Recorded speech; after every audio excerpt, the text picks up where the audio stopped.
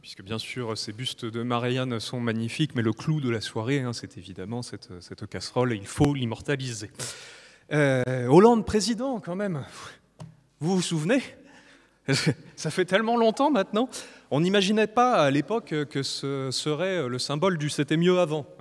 Vu comme ça, et c'est la première fois qu'on se dit que du coup, l'après Macron, ça inquiète. On espère que le prix suivant servira à vous remonter un petit peu le moral, et pour le remettre, j'appelle à mes côtés Kadour Kassid.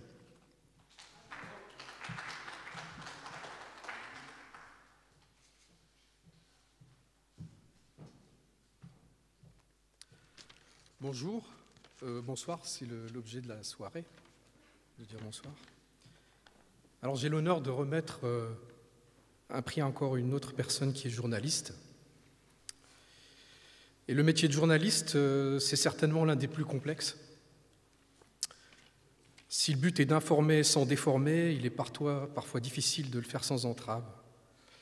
Les journalistes gênent quand ils participent à la transparence, quand ils prennent le rôle de lanceur d'alerte. Avec leur rédaction, ils sont parfois seuls à faire face à des procédures bâillons. La liberté de la presse est, selon moi, l'une des libertés les plus fondamentales, un pilier de notre démocratie. Avec la prise en compte des plus fragiles d'entre nous, c'est même l'un des critères d'évaluation de la santé politique d'un pays. Je ne peux m'empêcher ici de penser à Daphne Caruana Galizia ainsi qu'à sa famille. Vous vous rappelez peut-être cette journaliste maltaise qui fut assassinée pour avoir dénoncé la corruption dans la classe politique de Malte. À travers le monde, 50 autres journalistes ont été assassinés l'année dernière, dont les 2/3 dans des pays en paix. C'est important de le rappeler. Si notre pays n'en est pas là, cependant, certains journalistes doivent faire un épineux suivi de leurs enquêtes, surtout quand ils sont indépendants. Ils sont attaqués pour avoir, somme toute, exercé une action citoyenne et altruiste. Inès, durant 3 années, vous avez fait un merveilleux travail d'enquête sur l'industrie agroalimentaire de Bretagne. Vous avez levé des silences, vous en avez dénoncé un terrible impact humain et environnemental, tant sur les agriculteurs que sur les ouvriers de cette industrie. Vous avez démontré l'existence d'un tabou médiatique et politique sur le lien entre l'agriculture intensive et la prolifération des algues vertes et des nitrates. Vous avez appelé cela la fabrique du silence. Combien de paroles, combien de drames cachés. Votre travail acharné a permis de lever cela. En retour, vous avez été attaqué de multiples façons, dans les réseaux sociaux, une annulation d'une invitation à un salon du livre, et enfin, une plainte en diffamation. Ces menaces, parfois sur leur vie, ont été aussi proférées contre vos témoins. En 2019, avec Pierre Vanove, vous avez créé une bande dessinée qui reprend votre enquête sur ces algues vertes qui, rappelons-le, sont mortelles. Cette BD, Algues vertes, l'histoire interdite. Ce qui vous vaudra encore une plainte en diffamation, une énième attaque contre le messager quand on ne veut pas que le message passe. A priori, d'après les dernières nouvelles, cette plainte aurait périclité.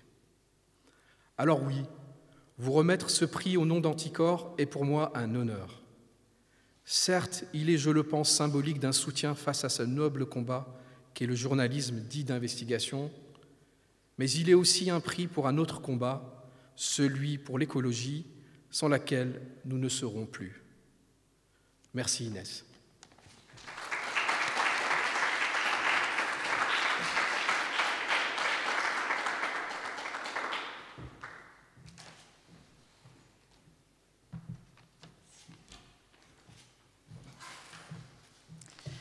Je voudrais remercier l'association Anticorps pour son formidable travail et pour ce prix, et Karim et Kadour pour ton très beau texte.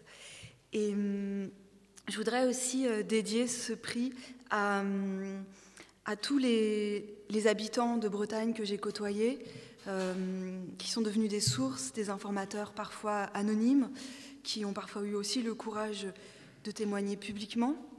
C'était des salariés, des ouvriers, des scientifiques, des conseillers municipaux, des agriculteurs, de simples citoyens. Je voudrais aussi remercier mes collègues de la presse régionale bretonne qui m'ont souvent aussi apporté des informations qu'eux-mêmes ne pouvaient pas publier dans leurs propres médias.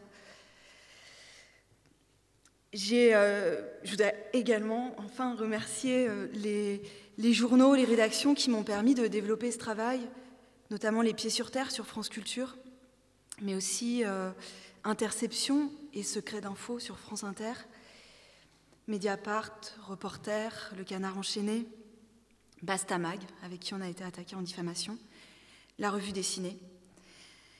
Et dans tout ce travail, j'ai une pensée particulière pour deux personnes.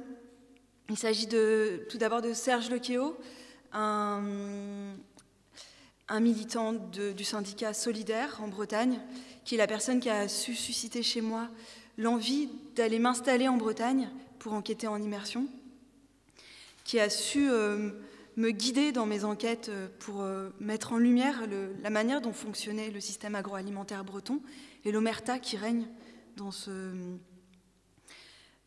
ce tissu économique. Et la deuxième personne, c'est une collègue de la presse régionale, Morgane Large, qui travaille pour une radio locale, RKB. Ça a été une compagne d'enquête pendant plusieurs années et ça a été aussi une compagne de mes aventures. Moi, j'ai quitté le territoire breton, je suis maintenant dans le sud de la France. J'ai certes des poursuites bâillons. Morgane, de son côté, a des intrusions à son domicile. Son chien a été empoisonné récemment. Elle a des coups de fil la nuit. Dans sa radio locale, il y a eu des tentatives d'effraction. Mais en Bretagne, il y a vraiment le pire, avec toutes les pollutions générées par cette agriculture intensive, et aussi le meilleur. Et le meilleur, c'est ce que je viens de vous dire, c'est en fait un tissu citoyen, associatif, militant, formidablement vivant, et des citoyens très concernés par leur territoire, et prêts à prendre des risques et à informer des journalistes pour la défense du bien commun, de l'intérêt général. Et c'est grâce à ce tissu citoyen que j'ai pu faire toutes ces enquêtes, et c'est aussi grâce à lui que mon travail a pu être relayé et a pu avoir un impact complètement inattendu en Bretagne. Il y a eu une association qui s'est créée très vite après une de mes premières enquêtes. C'est l'association Soutien aux victimes des pesticides de l'Ouest, qui accompagne aujourd'hui des agriculteurs et des citoyens dans les reconnaissances de maladies professionnelles ou de maladies liées aux pesticides, qui fait un énorme travail uniquement à base de personnes investies bénévolement. Ensuite, face au procès Bayon que j'ai connu, j'ai eu un comité de soutien citoyen s'est formé.